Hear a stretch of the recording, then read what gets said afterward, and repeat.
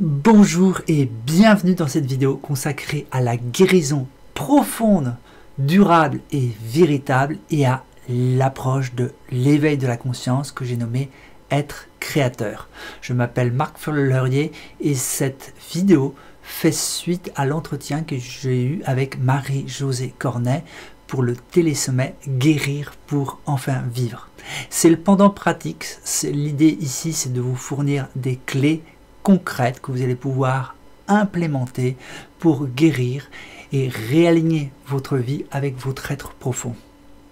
Alors pour ça, vous allez avoir besoin des prérequis de cet entretien, mais si vous ne vous en rappelez pas exactement, je vous rappelle de quoi il s'agissait.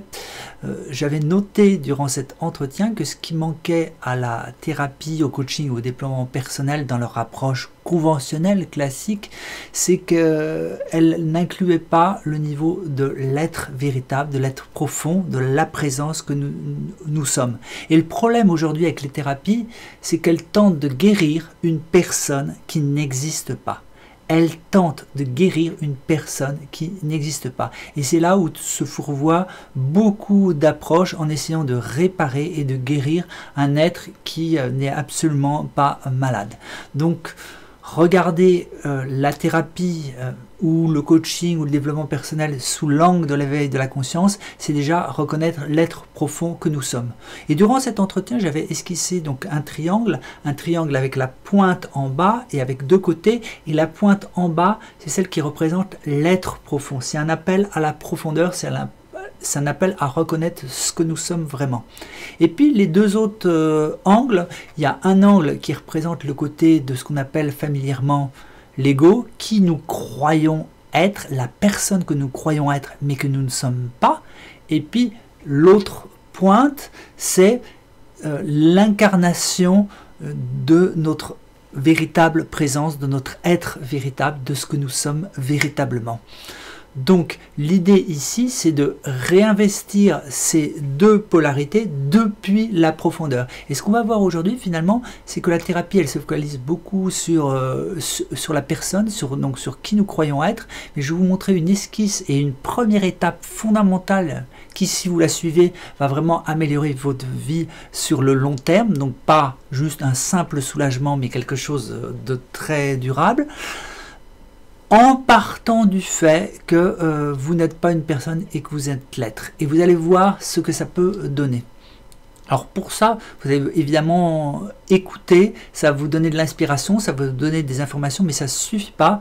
Ce que vous allez avoir besoin au préalable de tout ça, c'est d'une véritable décision, d'un véritable désir en fait, d'aller révéler le trésor de l'être qui est en vous, qui est vous, pour pouvoir le déployer, en comprenant déjà que toute la souffrance psychologique vient justement du fait de se prendre pour cette personne, cette entité séparée, ce moi qui n'existe pas.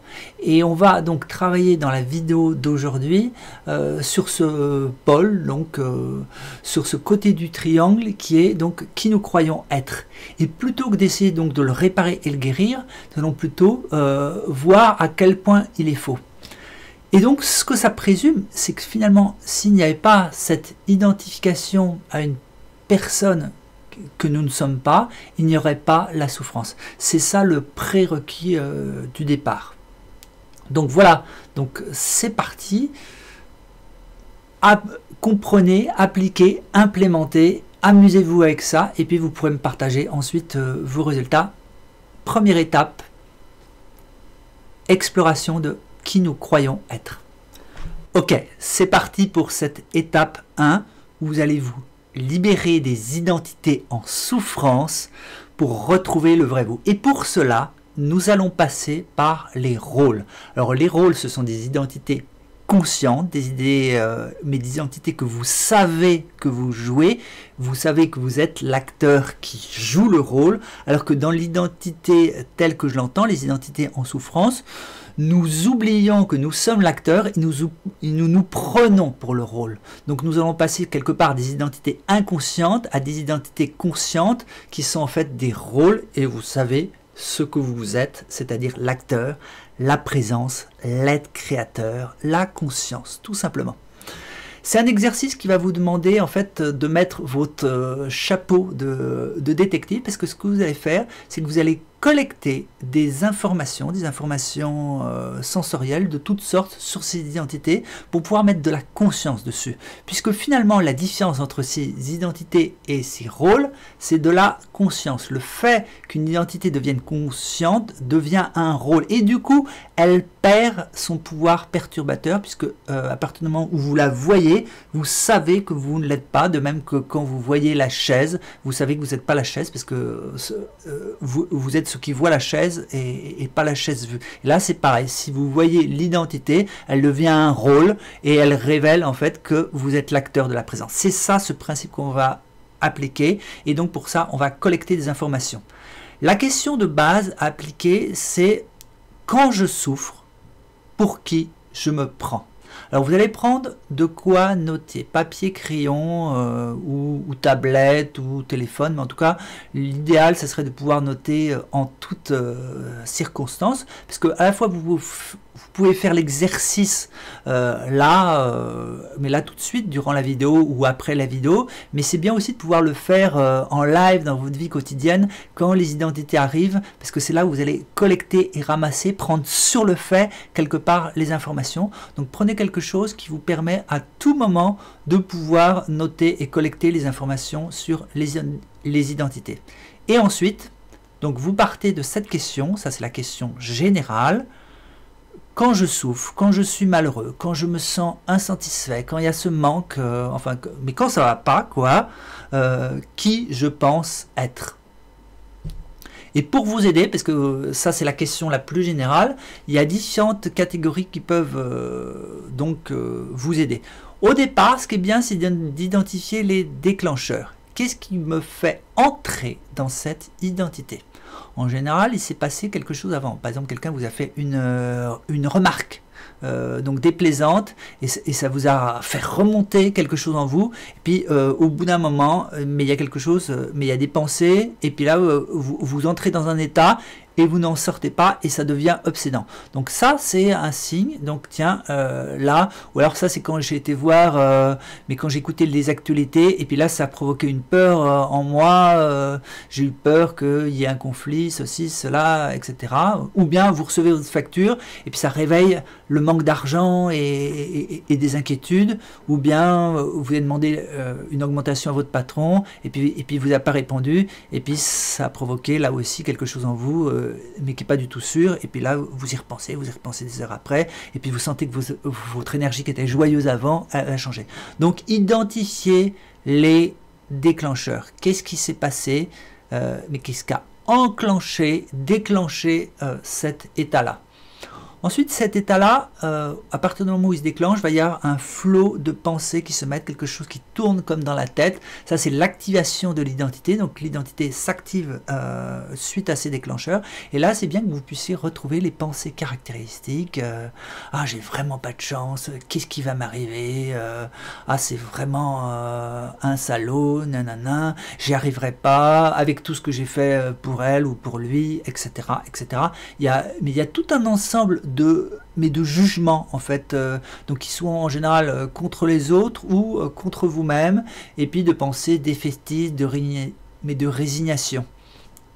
Donc vous en notez, et c'est pour ça aussi que je vous ai dit que c'est bien de pouvoir aussi noter des fois sur le vif, parce que là, si vous faites l'exercice en vous rappelant d'une situation ancienne, vous vous rappelez peut-être pas des pensées. Mais vous allez voir qu'en menant ce travail d'enquête de détective, au départ, même si c'est très flou, peu à peu les pensées qui se passent, elles vont remonter, elles vont vous apparaître, et vous allez voir qu'en fait ce sont toujours les mêmes. Donc continuez, persévérez, même si vous n'avez pas grand chose, notez quand même quelque chose pour les déclencheurs, notez quand même quelque chose pour quelques pensées, vous pourrez compléter après, et là on va passer ensuite, c'est comment vous vous sentez. Alors en général il y a quelques familles caractéristiques. Est-ce que donc plutôt la famille colère, blâme, vous êtes énervé, vous êtes frustré. Frustré, c'est plutôt quand la colère est rentrée, et le blâme c'est quand elle est extériorisée, vous sentez en peine, en manque, triste, donc plus énergie comme ça, ou bien il y a de l'appréhension, de l'inquiétude, ça c'est plutôt les énergies de la peur mais qui se mettent en place. Donc, identifier le sentiment principal mais sur lequel est fondée cette identité. Donc il y a des pensées qui tournent en boucle et puis il y a un état. Et les plus proches de quel sentiment.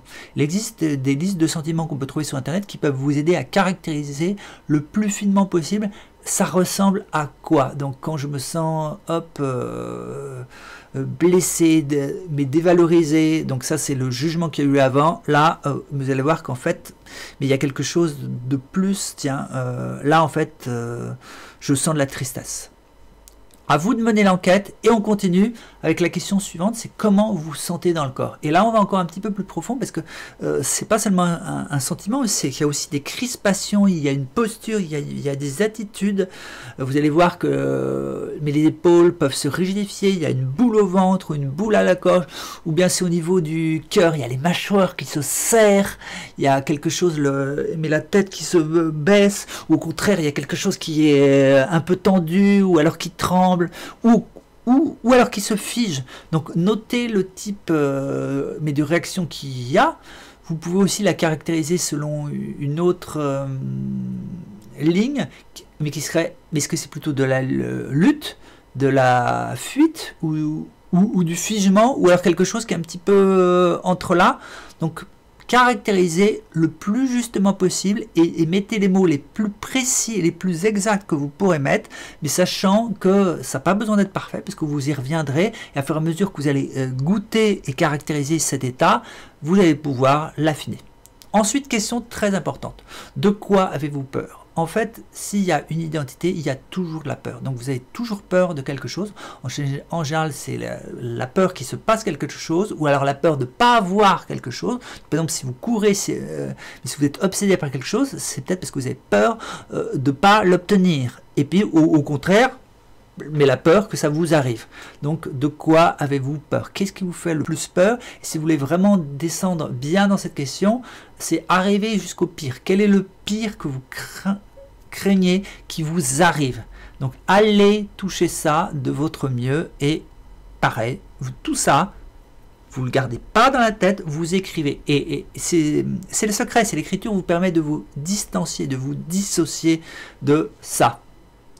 Question suivante, depuis quand cela arrive? Ça vous permet de prendre conscience de la récurrence et qu'en fait que la même identité, elle arrive des tas de fois avec des déclencheurs similaires, des états similaires. Donc en fait, ce qui est commun, c'est l'identité. Donc quelquefois, c'est une remarque, on vous le dit comme ça, vous allez voir que une autre fois, c'est une autre personne, c'est un autre endroit, mais c'est le fait que des déclencheurs similaires mais différents peuvent ramener la même identité. Donc basez-vous plutôt sur l'état et là vous allez voir qu'en fait c'est une répétition. C'est une répétition de ce jeu de rôle. Donc depuis quand cela arrive, regardez des occurrences. Moi je vous suggère d'en trouver au moins 3. Vous n'avez pas besoin de noter toute l'histoire de ce qui arrive, mais de voir qu'il y a une répétition et que ça date pas d'hier. C'est très ancien. Plus vous allez pouvoir revenir en arrière, plus il y a de puissance.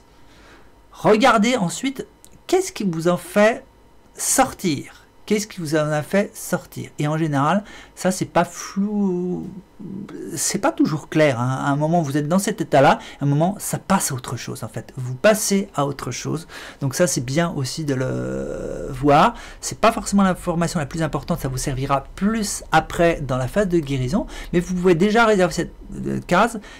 Qu'est-ce qui vous en a fait sortir? Et des fois effectivement, c'est la réalisation du désir. Par exemple, vous attendez une augmentation, vous avez peur de ne pas l'avoir, et puis le jour où vous avez l'augmentation, ah, ça y est, vous êtes soulagé. Ça, c'est une solution externe. Mais si jamais la même circonstance se représentait, ben là, vous verriez qu'en fait, que cette identité-là, elle est à nouveau en mode dormante, et elle va se réactiver à la prochaine inquiétude. Donc, si c'est une inquiétude financière, ça va faire que la rendormir un moment. Donc, c'est bien de voir que, quelque part, ça n'a pas solutionné le problème d'en être sorti d'une manière inconsciente. Ce qui va le solutionner, votre libération des identités, c'est d'en sortir d'une manière consciente. Et puis, vous pouvez aussi rajouter une autre question. Qu'est-ce que cela provoque comme conséquence dans votre vie? Qu'est-ce que cela a provoqué comme conséquence et même comme dégâts en fait? C'est important de voir tout ce qu'elle vous coûte, cette identité. Donc de voir, et ça aussi c'est le début du travail de libération, qu'à chaque fois que vous activez cette identité, non seulement elle ne résout pas le problème, mais elle le renforce. Par exemple, le fait de s'inquiéter pour quelque chose ne fait pas disparaître le problème, et au contraire a tendance à vous couper des ressources qui vous permettraient de réagir d'une manière intelligente, saine, généreuse, confiante, etc. Donc plus vous voyez à quel point cette identité est inefficace, plus vous allez pouvoir la laisser partir. Ok, donc là maintenant, vous allez prendre le temps pour noter, donc vous pouvez le faire à la suite de cette vidéo, et puis comme vous avez votre petit carnet, vous pourrez compléter au moment où vous sentez que vous partez dans cette identité ou que ça vient d'arriver, quelques minutes après que ça soit arrivé, dès que vous en apercevez, vous en profitez pour continuer ce portrait, votre travail d'enquête et de détective pour la caractériser au mieux. Maintenant, étape super importante, sans attendre que ça soit complet, vous allez baptiser cette identité. À partir du moment où vous avez rempli un petit peu toutes les catégories sans que ça soit exhaustif, vous allez lui donner un nom, un petit nom qui caractérise un petit peu ce qu'elle est. Donc ça peut être le timide, le râleur, celui qui n'a pas de chance, le vilain de mes petits canards, l'incompris de la famille, etc., etc. Laissez parler votre imagination, votre intuition et laissez résonner le nom en fait, mais sentez le nom qui s'accroche à l'identité. Donc là aussi ça vaut la peine, mais des fois il faut quelques minutes pour accoucher de ce nom et le greffer sur l'identité. Et à partir du moment où vous allez lui donner un nom, vous n'adressez pas plus cette identité en tant que je, mais par son nom, vous l'adressez aussi en il ou en elle, en tout cas à la troisième personne. Ce n'est pas vous. Cette étape, elle est essentielle, absolument. L'identité s'accroche, mais elle s'accroche à quoi? Elle s'accroche à je.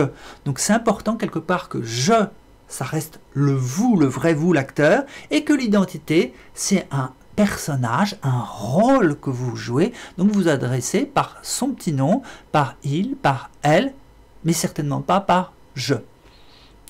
Et puis la dernière partie de cette étape, comme je vous l'ai dit, ça va être de compléter ce portrait de la manière la plus précise, la plus caractéristique. Parce que plus vous allez faire ça, plus au moment où elle se déclenche, vous allez pouvoir vous rappeler, tiens, ça c'est le rôle que je suis en train de jouer, et vous allez vous voir là en train de le jouer. Vous allez le voir venir, vous allez le voir partir, et vous pourrez en sortir beaucoup plus aisément. En tout cas, ça c'est la base pour vous libérer des identités et pour révéler le vrai vous. Donc là, ce qu'on a fait dans cette étape, c'est que vous avez transformé les identités en rôles. Je vous invite vraiment à jouer le jeu. Déjà, ça peut être très très fun, mais c'est relativement simple. Bien sûr, ça demande un petit peu de temps, et le plus difficile, c'est pour la première identité qui sort. Et à chaque fois que vous vous libérez d'une identité, et ben, vous commencez à faire de la place dans votre cœur. Donc, jouez le rôle, appliquez les étapes, et maintenant, il va être temps de conclure cette vidéo. C'est le moment. Félicitations, vous venez d'apprendre une étape fondamentale pour vous libérer de ce qui cause la souffrance et la misère dans votre vie. En y consacrant seulement quelques minutes par jour, vous pouvez vous libérer de ces identités en souffrance, et peu à peu, votre être créateur, votre véritable nature d'amour va pouvoir se révéler. Plus vous vous libérez de ces identités en souffrance, moins elles ont le pouvoir de vous faire tourner en rond, et plus vous pouvez être heureux. Alors faites-en un jeu, pratiquez, expérimentez et constatez les résultats par votre propre expérience. Je vais avoir besoin de vous pour pouvoir continuer ces vidéos et pour pouvoir les améliorer.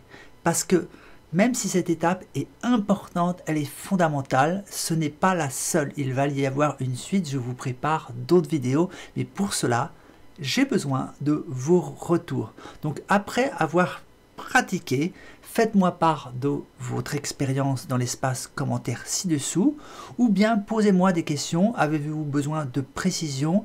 Qu'est-ce que vous aimeriez pour la suite? Qu'est-ce qui vous a aidé? Qu'est-ce qui vous aiderait plus? De manière à ce que je puisse améliorer encore les prochaines vidéos ou bien compléter celle-ci. Je lis tous vos commentaires et je les prendrai en compte. Et soit je vous répondrai directement aux commentaires, soit les prochaines vidéos bénéficieront de votre apport et je donnerai les précisions supplémentaires et complémentaires dont vous avez besoin et pour que vous puissiez réaliser à votre tour ce processus si merveilleux. D'ici là, je vous souhaite le meilleur, au plaisir de lire donc vos expériences, vos commentaires, vos questions. Je vous souhaite une belle implémentation. On se retrouve donc très bientôt à la fois dans l'espace des commentaires et pour une prochaine vidéo. Et je vous réserve quelques belles surprises. Alors, le meilleur pour vous en conscience, avec amour et du fond du cœur. Ciao!